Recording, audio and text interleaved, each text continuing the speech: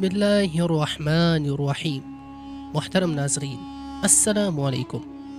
ناظرین، آج کی اس مختصر ویڈیو میں ہم آپ کو بنی اسرائیل کی سرکشی کا ایک مختصر واقعہ سنائیں گے اور ساتھ میں قوم کی بزدلی اور نافرمانی کا بھی ایک چھوٹا سا قصہ سنائیں گے۔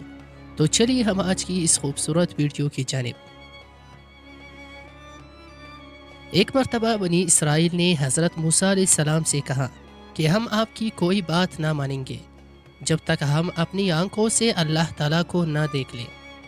اس کام کے لیے انہوں نے اپنی قوم میں سے 70 آدمی چن لیے اور مقررہ جگہ پر پہنچ گئے۔ یہاں بجلی کی کڑک نے ان کو آ لیا اور وہ بے ہوش ہو کر گر پڑے۔ اس کے بعد اللہ نے ان کو زندہ کر دیا۔ پھر ایسی بات زبان سے نہ نکالے۔ آپ نے قوم سے فرمایا کہ اللہ تعالیٰ نے تم میں نبی پیدا کیے اور تمہیں آزاد کیا۔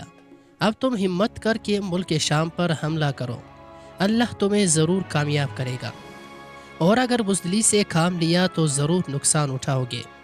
مگر ان لوگوں نے صاف انکار کر دیا اور کہا وہاں کے رہنے والے بڑے بہادر اور جوان مرد ہیں، اور اگر وہ اپنے آپ اس ملک کو خالی کر دے تو ہم ضرور اس ملک پر قبضہ کر لیں گے، ورنہ آپ جانیں اور آپ کا خدا، ہم تو یہاں سے ایک انچ آگے نہیں بڑھیں گے۔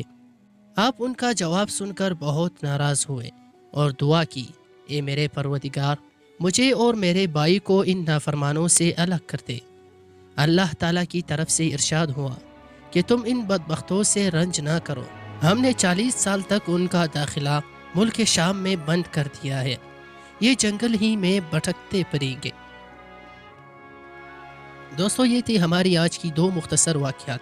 اگر آپ کو ویڈیو اچھی لگی تو ویڈیو کو لائک اور چینل کو سبسکرائب کر دینا۔ ملتے ہیں دوسری ویڈیو کے ساتھ، اپنا بہت سارا خیال رکھیے گا۔ اللہ حافظ۔